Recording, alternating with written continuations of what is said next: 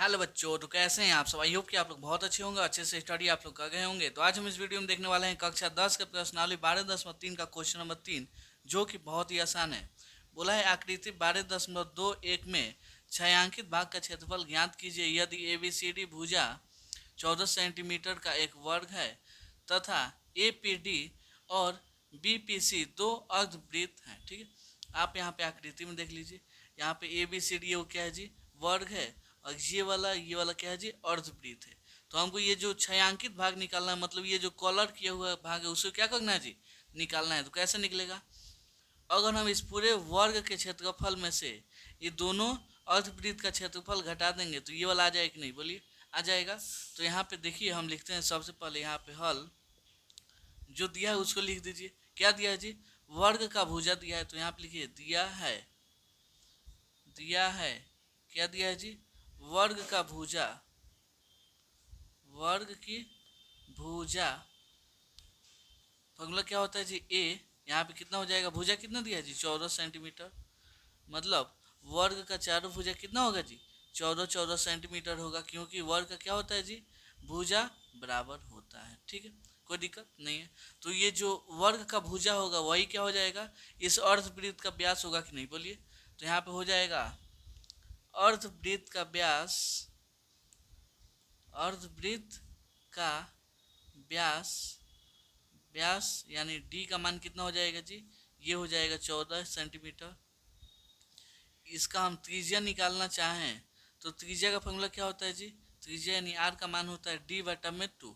मतलब व्यास का आधा कर दीजिए, व्यास कितना है 14/2 यानी 7 सेंटीमीटर आ जाएगा।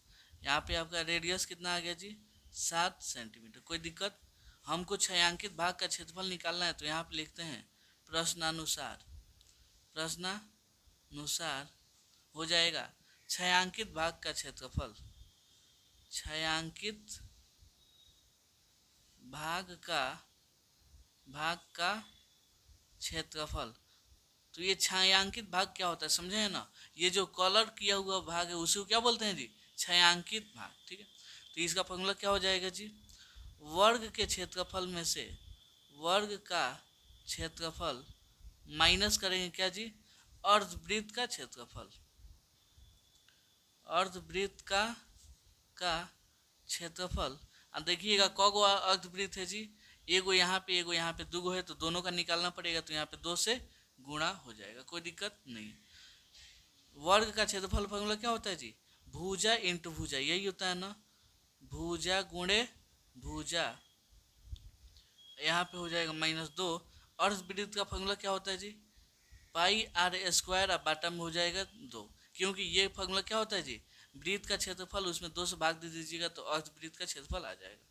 यहाँ पे वर्ग का भुजा का मान कितना है जी, यहाँ पे देखिएगा 14 है, तो 14 गुणे 14 हो जाएगा, यहाँ पे -2 तो 2।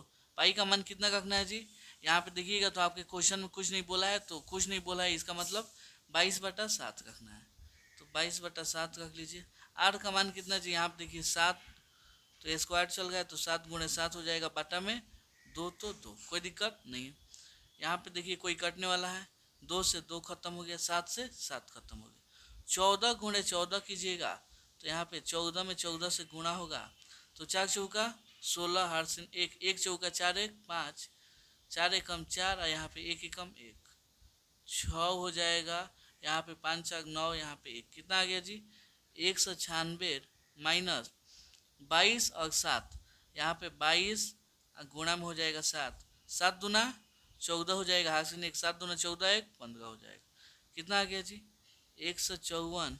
अब घटाइए, 6 में से 4 गया तो 2, यहाँ पे 9 में से 5 जाएगा 4, 1 में से 1 गया खत्म, इतना सेंटीमीटर स्क्वायर। यही क्या हो जाएगा जी, इसका आंसर हो जाएगा किसका, ये छायांकित भाग का क्षेत्रफल कितना हो जाएगा, 42 सेंटीमीटर स्क्वायर। ठीक है, तो उम्मीद करता हूँ आपको ये क्वेश्चन बहुत अच्छे से समझ में आया होगा। तो चलिए मिलते हैं अगले वीडियो में अगले क्वेश्चन के लिए, तब तक के लिए धन्यवाद।